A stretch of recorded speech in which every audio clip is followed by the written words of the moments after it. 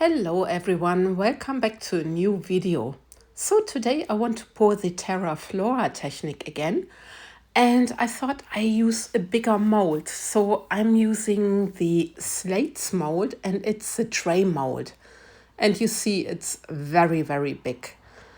I'm using here the ultra cast resin, and in total I've mixed round about 450 grams of resin, as I didn't know how much resin I need for this pour.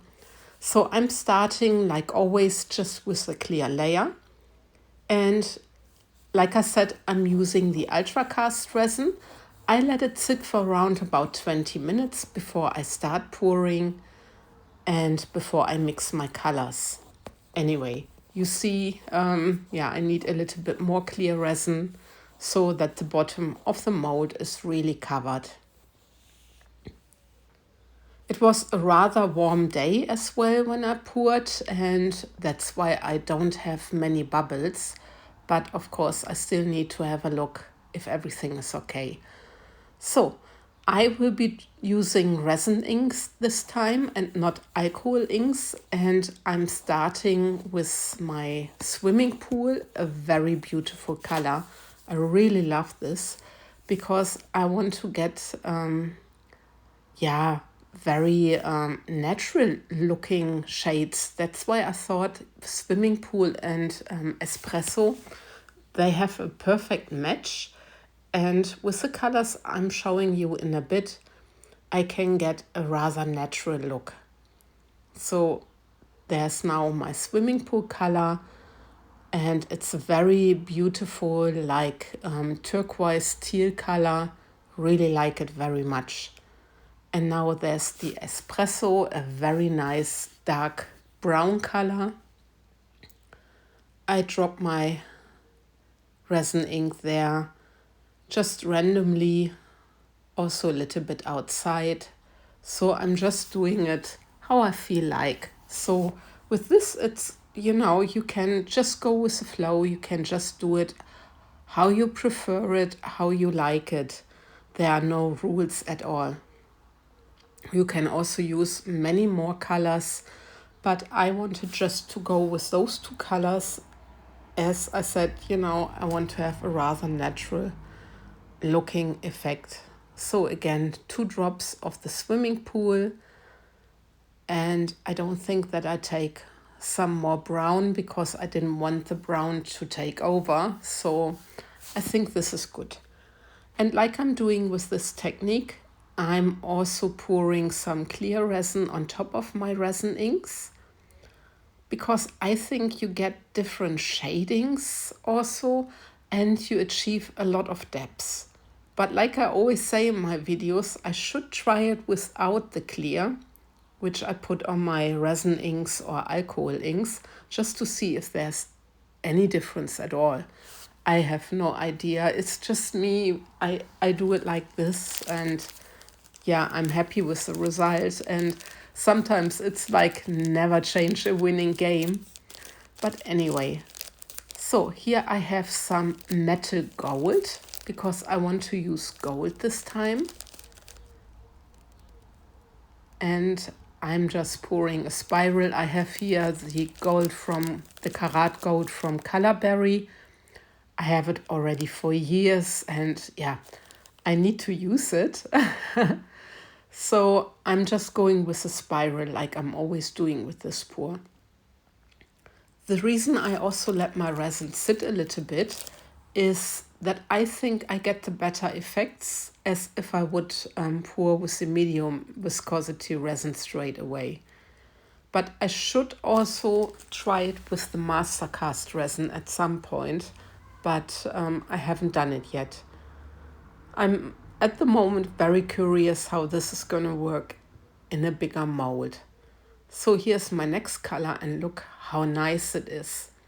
So I used some of the cinnamon, and now I have to correct myself. What I dropped into my mold is also the cinnamon and not the espresso. And I mixed it with the Karat scent. And look, I got such a nice beige muted color. I really like it. So I'm sorry again, you know, I dropped the cinnamon and not the espresso. I used the cinnamon because it's not as dark. So please apologize that I gave you the wrong information in the first place. But sometimes, yeah, with the voiceover, you cannot remember everything. And sometimes a pour is also a couple of days ago. And yeah, just forgive me. Anyway, I'm also doing the spiral. I just do it randomly, as you see. And for this pour, you don't need to be 100% accurate, because I like it that it's not like perfect. Do you know what I mean? I just love the resin just to flow and doing its magic. So next color is the Karat Mocha. It's a nice brown mica, and I really love this. It's a beautiful shade of brown, and I'm also going in a spiral. And if you are asking how much resin I used for my cups, in every cup I put like 40 grams of resin, except from the gold. The gold I only had like 30 grams. I used a little bit less because I didn't want the gold to take over. And then I have here my next color, and it's the pigment drops from Etta Art, which I'm going to show you in a second, together with the Karat Sand. So I would get such a nice creamy off-white shade. And I really love this color. So I'm really considering also just to make a flower only using that color. So you have a off-white flower. So this is something I have in my mind as well at some point after my holidays. Don't worry, there are videos to come, but I'm going to be for 1 week on holidays, and then I'm not pouring for once. Normally I take my resin with me, but this time I just leave it at home. I have some videos on the go, and which I can still post, and this is good. Anyway, so I did my spiral here, and if you are asking yourself how much white I added in there, in 40 grams I added 7 drops of the pigment drops and just a little scoop of the scent. So, and now I'm taking the rest of my clear resin and I'm pouring in the center. I'm altering a little bit from left to right because it's more a oval tray. So I didn't want the opening to be too round, and hopefully I get like also an oval shape effect in the center, but it's looking rather round now. Anyway, sometimes, you know, it's not always doing what you want to do, but I'm still hoping for some nice effects.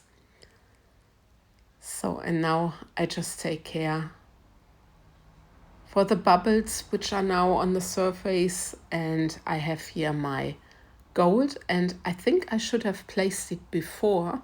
This time I simply forgot about it. Only after I put my clear resin in, I thought, oh, I still need to add some gold. And I also have some shells in my gold leaves. But anyway, it doesn't matter. I just try to loosening the gold up a little bit so that I don't have a big blob. You will see it. I will also scrape my cup a little bit and just drizzle clear resin on top so that it's spreading. This is sometimes my little trick when I just forget to place my gold first or whatsoever.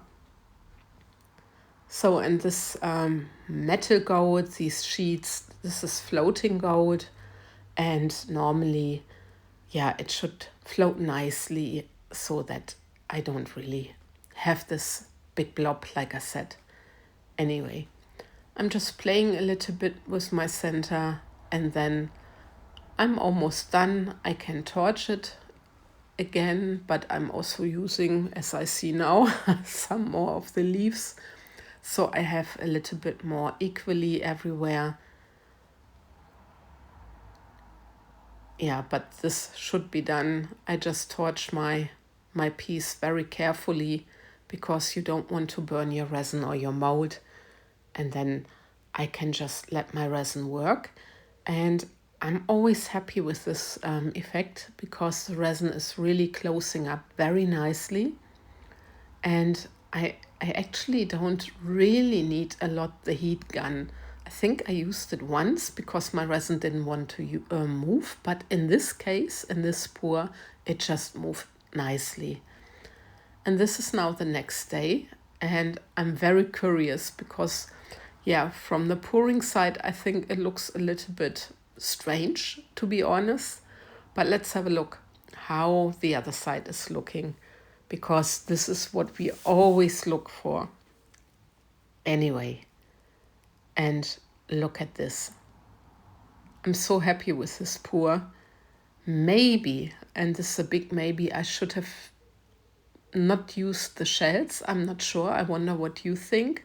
On the other hand, I think it matches, but I'm very happy with the way the leaves spread it, and I'm so happy with the effects. Look at the different effects. It has so much depth and it looks so natural, and I really adore this. I love this technique, and maybe this technique was there before, I have no idea. But I discovered it for myself because I was testing a little bit and playing around. And I just love this technique so much. And now you see that I also added a golden rim to the live edges. And I think it adds to the whole design. I'm really in love also with the colors, with color combination. Anyway, with this, I love and leave you like always. I thank you for watching and take good care of yourself, guys. Bye bye.